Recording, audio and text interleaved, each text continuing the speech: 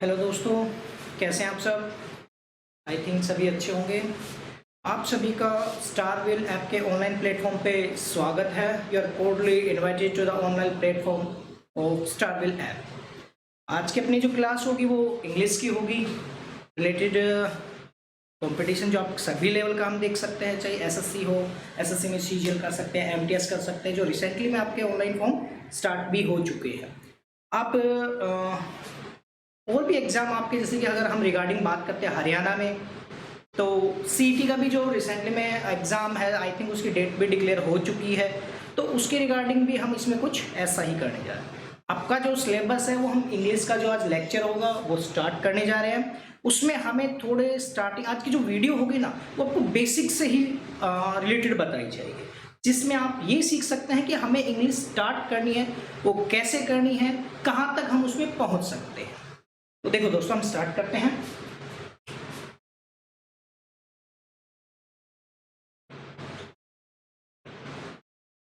English. जब भी हम किसी भी जगह कुछ भी सीखने की कोशिश करते हैं इंग्लिश में, तो हमें ये पता चलता है कि कहीं से भी हम स्टार्ट कर देते हैं कि इंग्लिश होती क्या है, लैंग्वेज है, ये सब है। हमें सबसे पहले ये पता होना चाहिए कि जब तक अब तक हमने जो भी स्टडी किया है, जो हमने पढ़ा है इंग्लिश में, चाहे हमने 12th की हो, चाहे हम इस यहाँ पे ग्रेजुएशन में जा रहे हो, हमारे पास इंग्लिश का क्वेश्चन पैटर्न क्या क्या बनते हैं, हमें उसमें समझना क्या है और हमारे पास वो बनती कैसे है वो देखते हैं। सबसे पहले देखिए कि जब भी हमें इंग्लिश कहीं भी स्टार्ट करनी होती है तो हमारे पास वो एक ही चीज़ आती है। सबसे फर्स्ट होता है, फर्स्ट ऑफ ऑल वो हमारे पास निकल के आती है ग्रामर। ठीक है, हमें सबसे पहले बताया जाता है कि जब भी हमें स्ट्रक्चर सीखनी होती है तो हमें ग्रामर में जाना चाहिए। उसको किस तरीके से ग्रामर में कौन कौन से पोर्शन आते हैं, क्या क्या हम उसमें स्टडी करना है, इसके बारे में हम नेक्स्ट करेंगे। दूसरी बात जो इंग्लिश में बनती है, इंग्लिश जिनसे हम जनरेट करके चलते हैं, इंग्लिश में हम क्या क्या फाइंड आउट करते हैं। दूसरा हम बात करते हैं कंपोजिशन। देखो दोस्तों, बगैर कंपोजिशन के तो कुछ भी नहीं बनता। मूवीज में आपने देखा होगा कि ये सॉन्ग किसने कंपोज किया है, तो कंपोज का मतलब निकलता है कि उसने उसको कलेक्ट किसने किया है। इंग्लिश में हमें क्या करना होता है, हमें कंपोज ही तो करना होता है। ग्रामर भी है वो अलग अलग फैक्ट में चली जाती है। उसके बाद फिर हमें सीखने को मिलता है कि हम उसको कंपोज करते हैं। जैसे आप ऐसे भी बना देते हैं, वो कंपोज करके निकलती है। लेटर कंपोज हम करते हैं, मतलब वर्ड्स का हम कलेक्ट करते हैं कहीं ना कहीं जाके। फिर उसके बाद हमें इंग्लिश में सीखने को मिलता है सेंटेंस। जब सेंटेंस हमारे पास होते हैं तो हम डिफरेंट डिफरेंट चीजें सीखते हैं, अलग अलग उसमें भी निकालने की कोशिश करते हैं। और नंबर 4 पे हमारे पास आती है वोकैबुलरी। जी दोस्तों, बगैर वोकैबुलरी के, बगैर कहते हैं जिसको वर्ड मीनिंग हम कहते हैं, वर्ड कलेक्शन भी कह सकते हैं, उसके बगैर भी हम कुछ नहीं कर सकते। हमारे पास ये कलेक्शन होगा तो ही हम कुछ सीख सकते हैं। कलेक्शन कैसे करते हैं, वर्ड्स हम कैसे बना सकते हैं, हमारे पास वर्ड्स का कितना कलेक्शन होना चाहिए कि हम एग्जाम में उसको इजीली फाइंड आउट कर सकें, तो ये भी सारी चीज उसमें हम करते चलेंगे। तो देखो दोस्तों, इंग्लिश वो जो भी पूरा का पूरा जो फंक्शन करती है वो इन सभी के मिलके ही करती है। ग्रामर सीखते हैं, कंपोजिशन भी हमें जानना होता है, सेंटेंस भी हमें समझना होता है और वोकैबुलरी भी हमें समझनी है।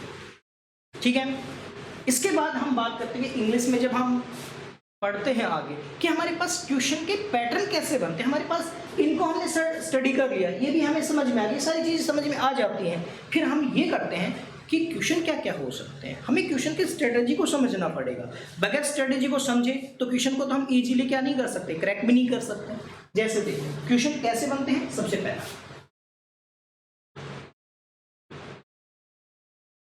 क्वेश्चन पैटर्न, कि हमारे पास क्वेश्चन अगर आएगा उसको हम क्रैक कैसे करें। हमें उसको क्रैक करने के लिए उसको स्ट्रेटेजी को समझना पड़ेगा कि उसको बनाते कैसे।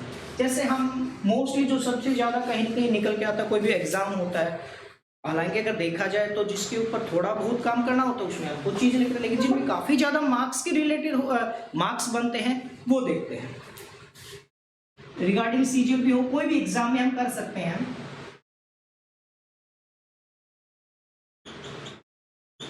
कॉम्प्रिहेंशन। ठीक है दोस्तों, कॉम्प्रिहेंशन बैंकिंग सेक्टर में भी देख सकते हैं, सीजीएल में, एसएससी के भी किसी फैक्टर में हम देख सकते हैं, तो वहाँ पे निकलती है। कॉम्प्रीहेंशन को जब हम समझते हैं तो हमें पता कैसे चलता है कि उसको क्रैक कैसे करें। उसको क्रैक करने के लिए सबसे पहले हमारे पास क्या होना चाहिए,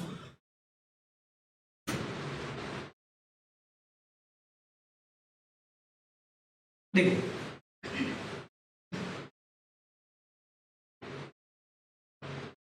सेंटेंस स्ट्रक्चर।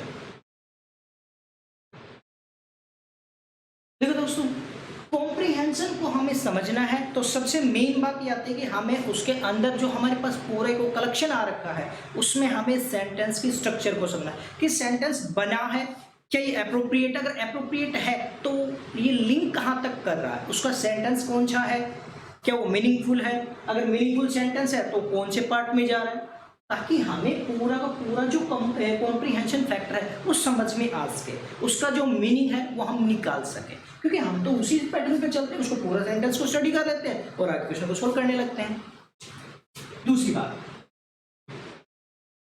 ये बहुत इंपॉर्टेंट होते हैं वर्ड्स, मतलब मीनिंग। अगर हमें वहां पे रखे हुए वर्ड्स का मतलब नहीं पता होगा तो हम उसका जो भी मीनिंग जो निकालने की कोशिश करते हैं, यानी कि कॉम्प्रीहेंशन की जो डेप्थ होती है, जो शोर होती है, वो हमें नहीं पता चलेगी।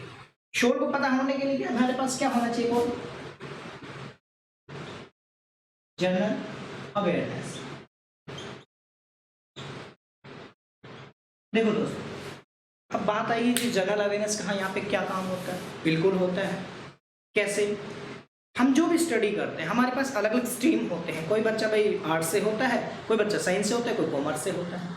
अब जो एग्जामिनर होता है, जो पेपर सेट करने वाला, वो ये तो नहीं कहेगा कि भाई मैं सारे क्वेश्चन आर्ट्स के कोई भी बच्चे हैं उनके अकॉर्डिंग दूँ, वो एक एवरेज लेके चलते हैं, वो टॉपिक कहीं से भी उठा सकते हैं, वो दे सकते हैं। अब बात ये आती है कि अगर ये जनरल अवेयरनेस नहीं होगी तो हम उसको क्वेश्चन को डील भी तो नहीं कर सकते, इसलिए हमारे पास थोड़ी बहुत जनरल अवेयरनेस होनी चाहिए रिगार्डिंग हर सब्जेक्ट की, जो कितना भी फैक्टर काम करता हो। जैसे एक साइंस का स्टूडेंट है, इजीली अगर उसको कोई साइंस का टॉपिक दिया वो बहुत इसको इजीली कर सकता है, बट आर्ट्स वाले के लिए तो क्या हो जाता है, थोड़ा कॉम्प्लिकेटेड बन जाता है।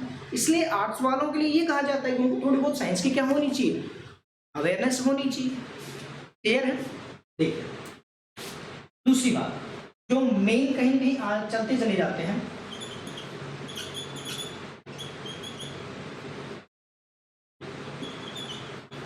क्लोज पैसेज, इसको क्लोज टेस्ट भी बोलते हैं, क्लोज पैसेज भी कह देते हैं। मतलब क्या होता है कि हमारे पास एक पूरा जैसे कॉम्प्रिहेंशन होता है उसी के तरीके रिगार्डिंग अपने पास क्या होता है, एक पैराग्राफ होता है, उसमें कुछ जगह क्या देते हैं, ब्लैंक्स दे देते हैं। हमें उसमें उन वर्ड्स को उसको स्टडी करना है, उन वर्ड्स को एप्रोप्रिएट वर्ड्स को, कई बार क्या होता है कि कई वर्ड्स वहाँ पे चारों ऑप्शन में जो रखे होते हैं सारे ठीक लगते हैं हमें, लेकिन हमें ये भी देखना पड़ता है कि इसमें हमें चूज क्या करना है। ठीक, इसको समझने के लिए हमारे पास क्या होती है वो देखिए। जो इसको समझने के लिए हमारे पास ग्रामर होनी चाहिए, ग्रामर की अगर नॉलेज है, क्योंकि हमें ये पता होगा कि इस ब्लैंक में, ब्लैंक से पहले अगर हेल्पिंग वर्ब है तो इट मीन्स हेल्पिंग वर्ब है तो उसके बाद क्या, कोई मेन वर्ब आनी चाहिए। मेन वर्ब है तो मेन वर्ब के बाद हम क्या रख सकते हैं, उसका कोई कॉम्प्लीमेंट फैक्टर रख सकते हैं, ये भी हमें पता होना चाहिए। ग्रामर है, साथ में वर्ड्स का भी क्या होना चाहिए, नॉलेज जरूरी है। अगर वर्ड्स का हमें नॉलेज भी नहीं हुई तो हम क्या करें, उनको इनएप्रोप्रिएट तरह से रखते चले जाएंगे और हमारे जहाँ पे नंबर बढ़ने की जो संभावना होगी वो क्या हो जाएगी, वो कम हो जाएगी। क्योंकि जितना हमें क्रैक करने के लिए, एग्जामिनेशन को अगर हमें क्रैक करना है तो हमें मार्क्स गेन करना, ताकि हम अपने आप को वहाँ पे मेरिट में ला सकें। फिर उसके बाद हम जो बात करते हैं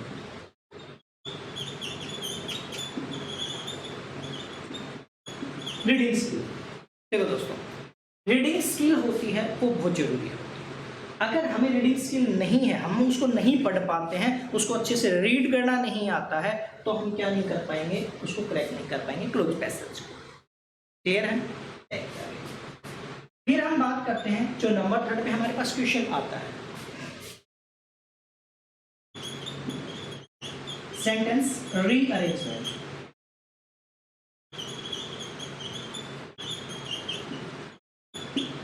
ये भी डिपेंड हमारा किस पे करता है, मैक्सिमम कुछ ग्रामेटिकल पोर्शन पे करता है, कुछ हमारी क्या करती है, जो जनरल अवेयरनेस की बात हुई थी ये उस पे भी करता है। और ये डिपेंड करता है कि हम प्रैक्टिकल लाइफ में किस वर्ड्स को कहाँ कैसे क्या यूज करते चले जाते हैं, ये वहाँ पे भी आ जाता है। ठीक है दोस्तों। Number 4, fill the blanks. ये आई थिंक काफ़ी ज़्यादा हम इसको स्टडी कर चुके हैं और हमें इसको मैक्सिमम को करना भी आता है। फिर ये डिपेंड हमारे कई बार मतलब मैक्सिमम डिपेंड करता है हमारी ग्रामेटिकल जो स्ट्रक्चर होती है, ग्रामर होती है, उसके ऊपर डिपेंड करता है और कई बार ये वर्ड्स पे भी आ जाता है। फिर हम बात करते हैं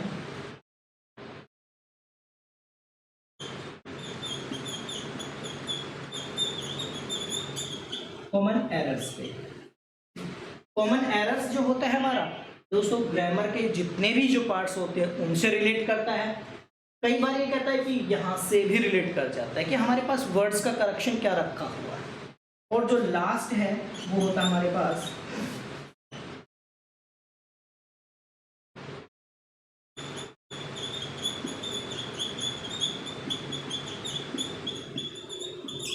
सेंटेंस इंप्रूवमेंट।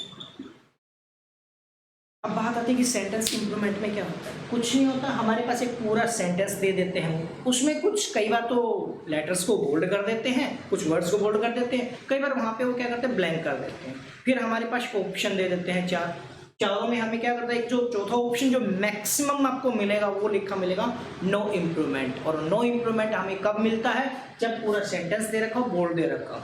अब हमें पता ये करना है कि इसको क्रैक कैसे करें, इसको हमें समझ में कैसे लें। इसको समझने के लिए जब भी हम बात करेंगे तो देखो पहले हमारे पास किसकी ग्रामर। ठीक है, ग्रामर के बाद हमारे पास जो मैक्सिमम जो फॉर्मेशन बनती है वो हमारी किसकी बनती है, वर्ड्स की बनती है। अगर हमें ये पता है कि सेंटेंस में सबसे पहले क्या आती है भाई, कोई नाउन हो सकता है, नाउन नहीं होगा तो क्या हो सकता है, प्रोनाउन हो सकता है। ठीक है, उसके बाद फिर हम क्या रखते हैं, वर्ब रखते हैं, वर्ब के बाद क्या होता है, कोई ऑब्जेक्ट रखते हैं। ये पूरा पोर्शन आता है समझ में आ जाए।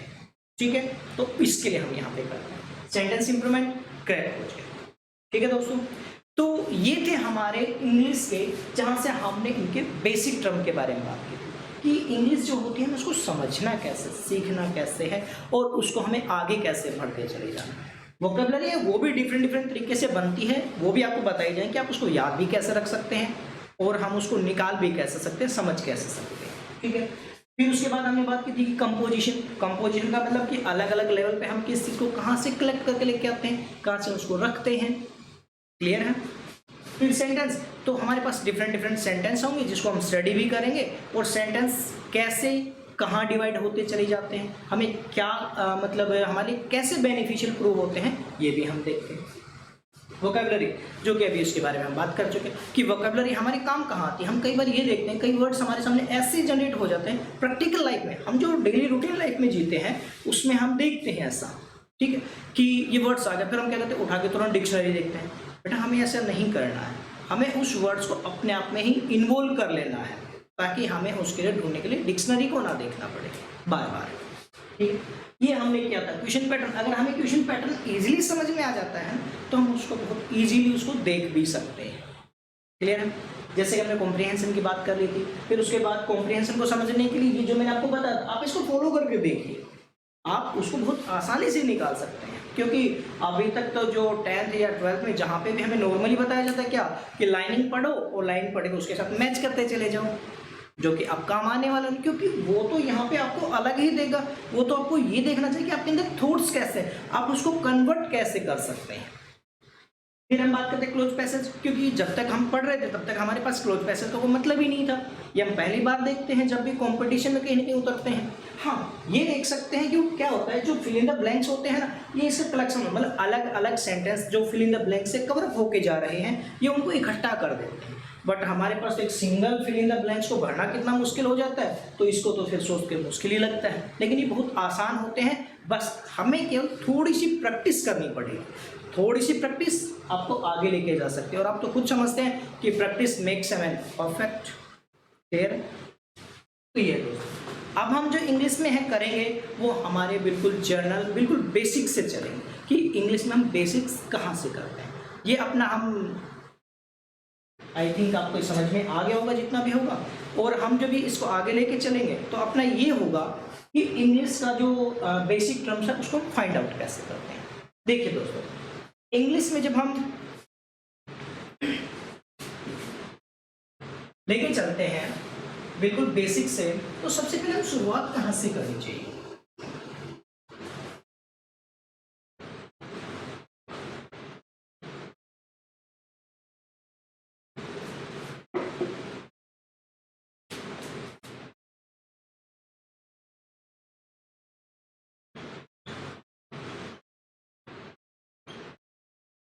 बेसिक टर्म्स, जो बेसिक टर्म्स होते हैं वो हमारे कहाँ से स्टार्ट होते हैं? सबसे पहले हम बात करने जाएंगे इसमें किसी भी, वो हमारे पास वर्ड्स होते हैं, ठीक है।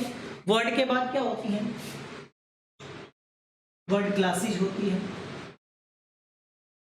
ठीक है। अब वर्ड क्लासेस के बाद हम जब बात आगे बढ़ाते हैं तो वो जो हमारे पास सब कुछ चला जाता है,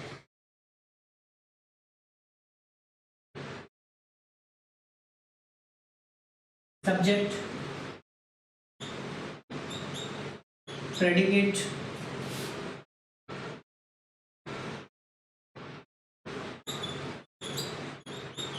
ऑब्जेक्ट,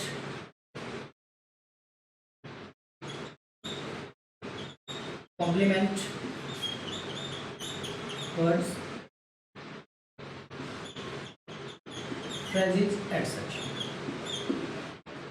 दोस्तों हम यहाँ से इसको इस तरीके से करते जाते हैं, ठीक है। अब बात आती है जब हम बेसिक टर्म में लेते हैं तो सबसे पहले हम इंग्लिश लैंग्वेज को समझ लेते हैं। इंग्लिश होती क्या है? इंग्लिश जब भी हम पढ़ते हैं, जैसे कि हमने कहीं भी शुरुआत की, अपना कोई भी स्कूलिंग हम स्टार्ट करते हैं, छोटे बच्चे थे, कुछ नहीं आता था। जब कुछ नहीं आता तो स्कूल जाते समय क्या होता था कि पहले तो बच्चे बड़े डर से बहुत ही, यानी कि पेरेंट्स उनकी अच्छे से धुलाई करते थे तो फिर पहुंचते थे। आजकल के बच्चे बड़े खुश होके जाते हैं, ठीक। अब बात यह है कि आजकल बच्चे जाते हैं तो जाते हैं, उनको हमें स्टार्टिंग में ही क्या सीखने को मिल जाता है? अल्फ़ाबेट सीखने को मिलता है।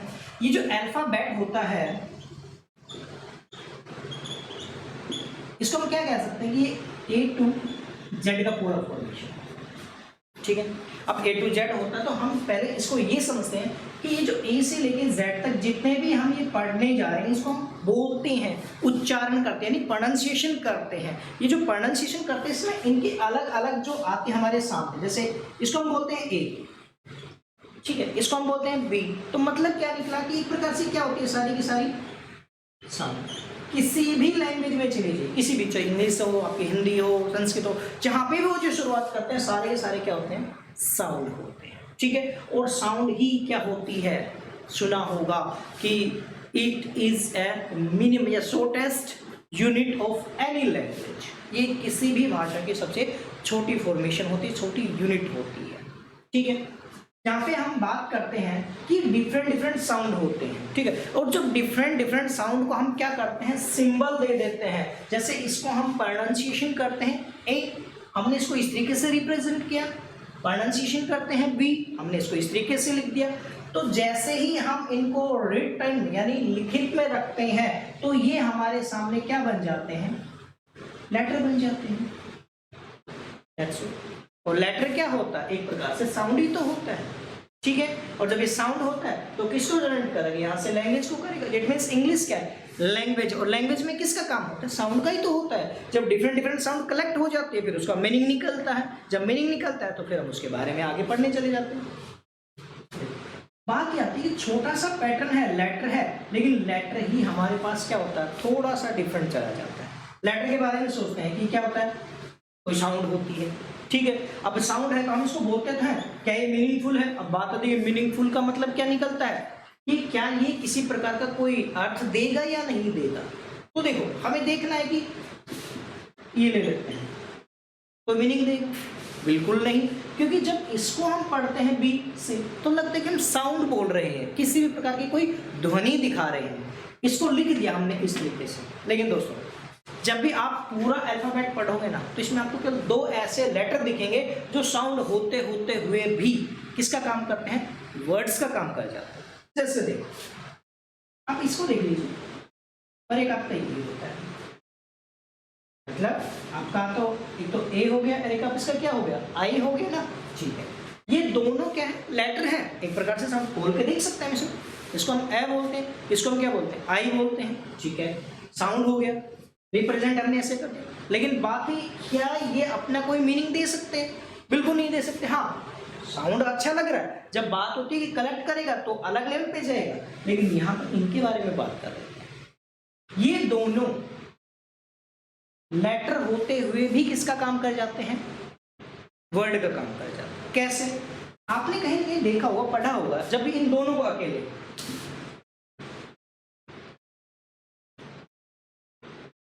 जैसे मैं इन दोनों को एक साथ ही दिखा देता हूँ, वो कहते हैं आई हैव ए बुक। ठीक है, देखिए यहाँ पे देखा जाए तो किसका काम कर रहा है? सब्जेक्ट का काम कर रहा है। और इसको अगर हम देखें तो ये किसका काम कर रहे हैं? कोई ना कोई कॉम्प्लीमेंट के रूप में आ रहा है, चाहे भले हम इसको आर्टिकल मान सकते हैं, आर्टिकल पढ़ेंगे वो आगे चलेगा अपना। अब बात ये हो रही कि ये आपका क्या होगा, अगर बोलोगे तो इसे आई बोलोगे, एक प्रकार से क्या है, लेटर ही तो है, लेकिन साउंड दे रहा है और साथ में मीनिंग भी दे रहा है। जब ये मीनिंग दे रहा है तो कैसा हो गया? मीनिंगफुल। और मीनिंगफुल का मतलब क्या निकलता है? कि वो वर्ड हो गया।